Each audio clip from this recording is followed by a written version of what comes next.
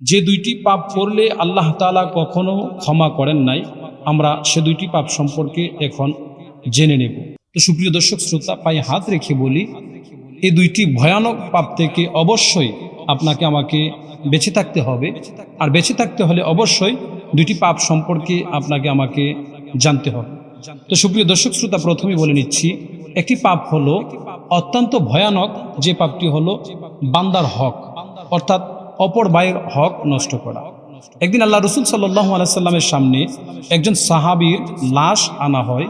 সাহাবা ইকরাম বললেন, ইয়া রাসূলুল্লাহ, এই ব্যক্তিকে দ্রুত জানাজা সম্পূর্ণ করে দাফনের ব্যবস্থা করা হয়। আল্লাহ রসুল সাল্লাল্লাহু আলাইহি সাল্লাম বলেন, না, আমি তার জানাজা পড়ব না, কিংবা জানাজায় অংশগ্রহণ করব না। সাহাবা ইকরাম জিজ্ঞাসা করলেন, ইয়া রাসূলুল্লাহ, তিনি তো আপনার অত্যন্ত কাছের এবং জলিলুল কদর একজন সাহাবী, কেন আপনি তার জানাজায় অংশগ্রহণ করবেন? আল্লাহ রসুল বলেন, সে একজন ঋণগ্রস্ত ব্যক্তি, সে অন্যের হক নষ্ট করেছে, অন্যের হক আদায় করে নাই, ঋণগ্রস্ত ব্যক্তি।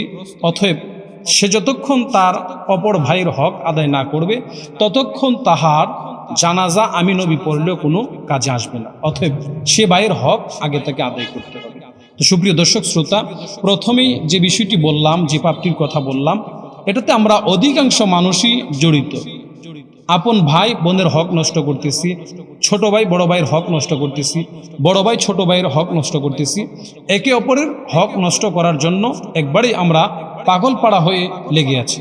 সামাজিকভাবে আমরা লক্ষ্য করলে দেখতে পাই, সমাজে এমনও বহু হাজী সাহেব পাওয়া যাবে, 15 বার উমরা করেছে, 2-4 বার হজ করেছে, কিন্তু বোনের হক এখনো আদায় করে না।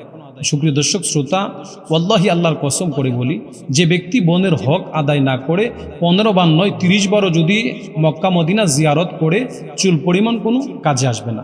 অবশ্যই আপনাকে আপনার বোন, আপনজন, হকদার যারা আপনার কাছে হক পাওনা, ঋণ পাওনা, তাদের পাওনাগুলো দ্রুত শুধরিয়ে দেওয়ার চেষ্টা করা।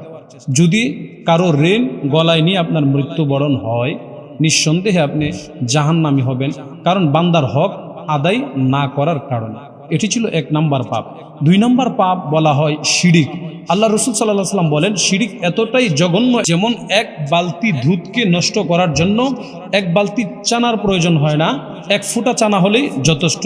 ঠিক তেমনইভাবে বান্দার 60-70 বছরের আমলকে নষ্ট করার জন্য সামান্য ছোট্ট একটি শিরিকই যথেষ্ট। অতএব শিরিক অত্যন্ত ভয়ানক এক গুরুত্বপূর্ণ একটি পাপ কাজ, যেটি করলে আপনার আমার আমল নষ্ট হয়ে যাবে। আল্লাহ তাআলা হাসরের মাঠেও মাফ করবেন না, কারণ আল্লাহ তাআলা বলেন, আমি আল্লাহ এক। আল্লাহ তাআলা সূরা ইখলাসে নিজের পরিচয়, নিজের আইডেন্টি কার্ড তুলে ধরেছেন। আল্লাহ বলেন, কুল হু আল্লাহু আহাদ, আমি আল্লাহ এক, অদ্বিতীয়, আমার কোনো সন্তান নেই, আমার কোনো আপনজন নেই, আমি আল্লাহ তাআলা এক। এর মধ্যে যদি কেউ শরিক করে, আল্লাহর সাথে কাউকে অংশীদার করায়, তাহলে এই মানুষটা কখনো জান্নাতি হবে না। এই পাপ কাজ করার কারণে আল্লাহ তাআলা তাকে মাফ করবেন না। তো সুপ্রিয় দর্শক শ্রোতা, এই ভয়ানক 2টি পাপ কাজ থেকে অবশ্যই নিজেকে আপনার আমার হেফাজত করে রাখা জরুরি। আল্লাহ তাআলা আপনাকে আমাকে এই পাপ কাজগুলো থেকে হেফাজত থাকার তৌফিক দান করুক। ওয়া আখির দাওয়ানা আলহামদুলিল্লাহি রাব্বিল আলামিন।